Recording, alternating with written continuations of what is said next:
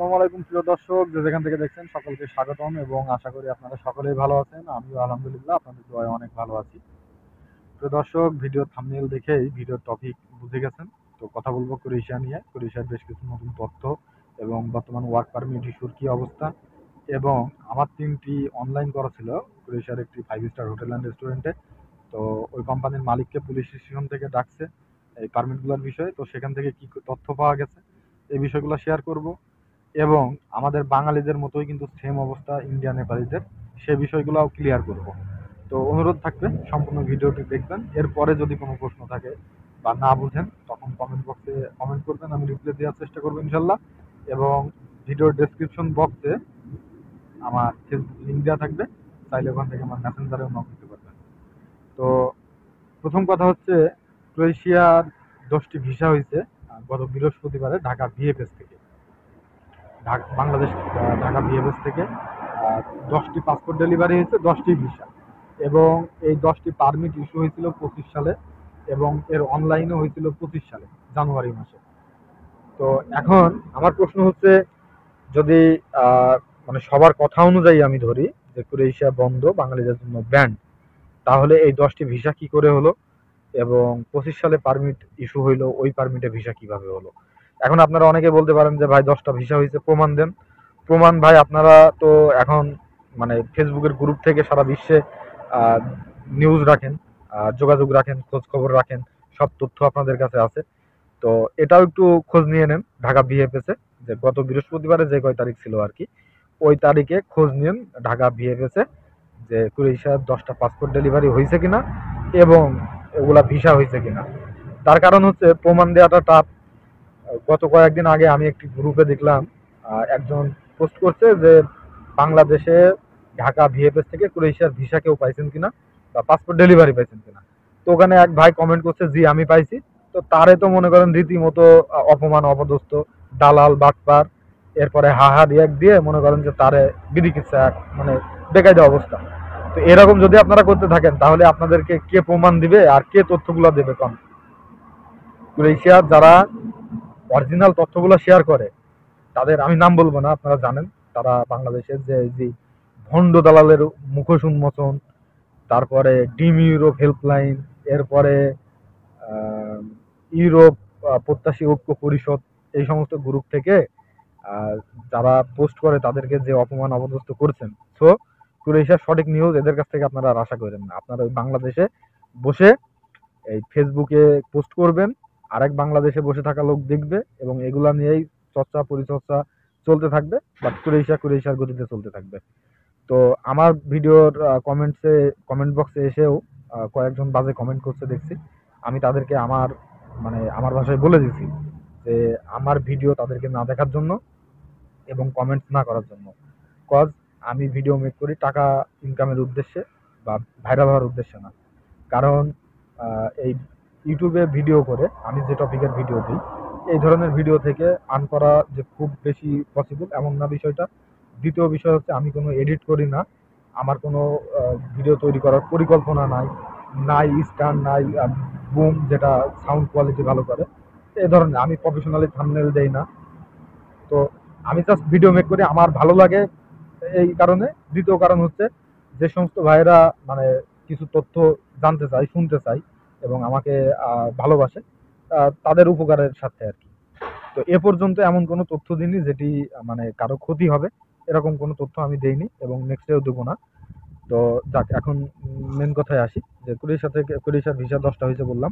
দ্বিতীয় কথা হচ্ছে, আমার 24 সালের ডিসেম্বরের লাস্টের দিকে ক্রোয়েশিয়ার 5 স্টার হোটেল অ্যান্ড রেস্টুরেন্টের 3টি অনলাইন করা ছিল পারমিটের জন্য, এবং এই 3টাই হচ্ছে আমার রিলেটিভ আর কি, আমার এলাকার।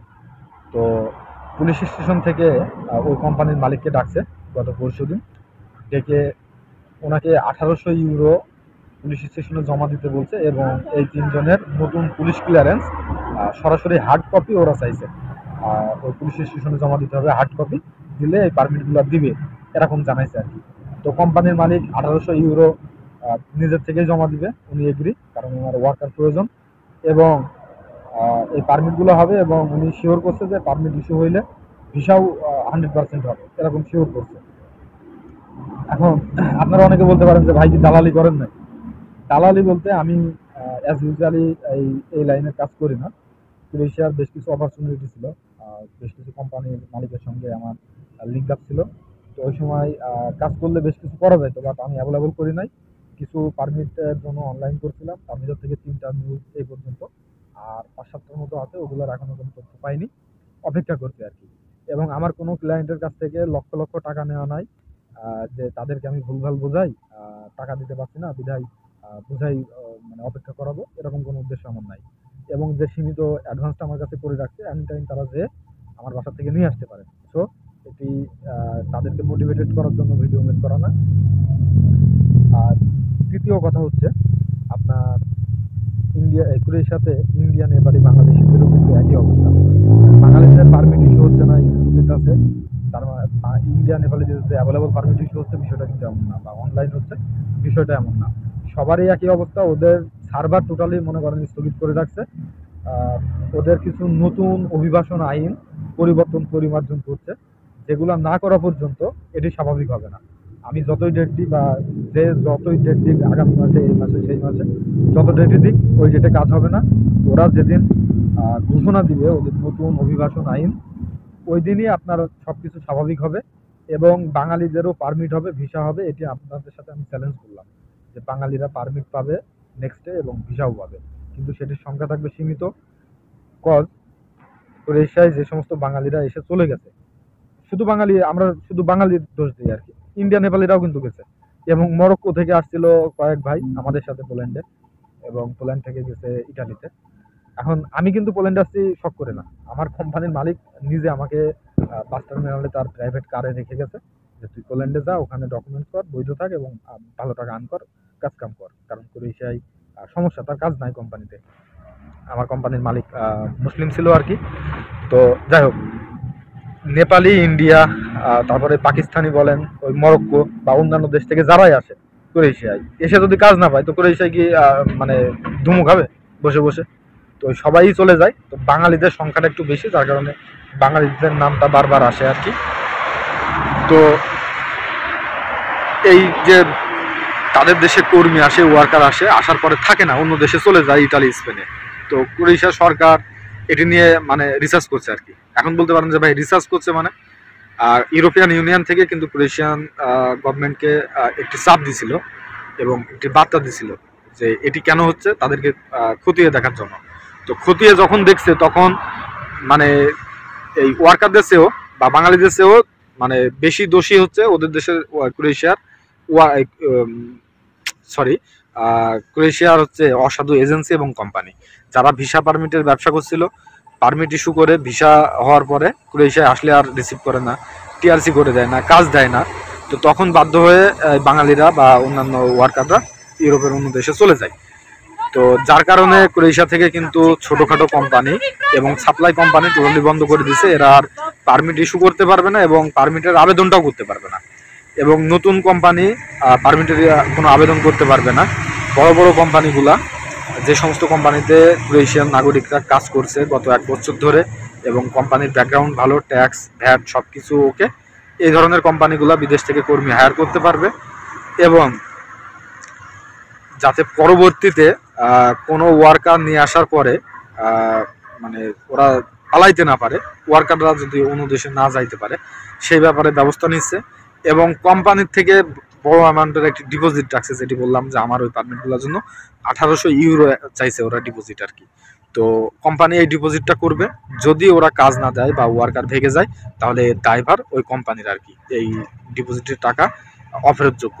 তো এই সমস্ত শর্তাদি দিয়ে কাজ হবে, এবং নেক্সট মান্থ থেকেই কাজ শুরু হয়ে যাবে। মানে এই মাসটাই এরকম ঝুটঝামেলা চলবে, এবং ওদের যা আইন কানুন, যত নিয়ম কানুন পরিবর্তন পরিমার্জিত যা কিছু, সব কিছু এই মাসের মধ্যে হয়ে যাবে ইনশাল্লাহ। এবং আপনার এখন স্প্রিং চলতেছে ইউরোপে, এই সময়টা এরা আসলে এনজয় করে, কাজে কামের দিকে এদের মনোযোগ কম থাকে, কারণ এখন বসন্তকাল আর কি। তো সামার চলে আসছে, সামারে ভালো কাজ হবে, এবং ক্রোয়েশিয়ার জন্য ব্যাপক হারে কাজ হবে। অনেক দক্ষ ওয়ার্কারের চাহিদা আছে ক্রোয়েশিয়াতে।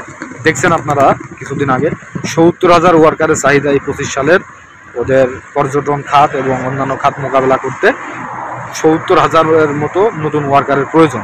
দক্ষ ওয়ার্কার। সো আপনারা দক্ষ হন, কাজ শিখুন এবং ভালো মাধ্যম দিয়ে আসার চেষ্টা করুন। এখন অনেকের প্রশ্ন থেকে যায় যে ভাই গত 24 সালে অথবা অনেক আগে যাদের অনলাইন হয়ে আছে তাদের কি হবে? এদের জন্য 1 মিনিটে বলি, সেটি হচ্ছে ক্রোয়েশিয়ার যে নিয়ম, এই নিয়মে যদি আপনার অনলাইনের 6 মাস বয়স ওভার হয়ে যায়, এর মধ্যে পারমিট না পান, ওই অনলাইনগুলো এমনিতেই ক্যান্সেল হয়ে যায়। সো যাদের 6 মাস আগে অনলাইন হয়েছে তাদেরগুলো এমনিতেই ক্যান্সেল হয়ে গেছে, আপনার এজেন্সি আপনাকে জানাক বা না জানাক, ওই অনলাইনে পারমিট ইস্যু হবে না। 1 2 নম্বর হচ্ছে আগে যে সমস্ত অনলাইনগুলো করা ম্যাক্সিমামই কিন্তু এই ছোটখাট কোম্পানি, সাপ্লাই কোম্পানি বা কাজের দরকার নাই, জাস্ট এই পারমিট ভিসা এই সত্ত্বে কোম্পানির সঙ্গে চুক্তি করেই মনে করেন যে বিভিন্ন এজেন্সি আপনার অনলাইন করছিল। সো ওই ধরনের পারমিটগুলো ইস্যু হবে না। আপনারা যারা অনলাইন স্লিপ পাইছেন ওখান থেকে আপনাদের কোম্পানির ব্যাকগ্রাউন্ড যাচাই করবেন, চেক করবেন, এবং যদি কোম্পানির ব্যাকগ্রাউন্ড খারাপ থাকে তাহলে আপনারা আশা ছেড়ে দেওয়াই ভালো। এবং নতুন করে এই মুহূর্তে ক্রোয়েশিয়ার জন্য কেউ ফাইল জমা করেন না, কিছুদিন অপেক্ষা করেন।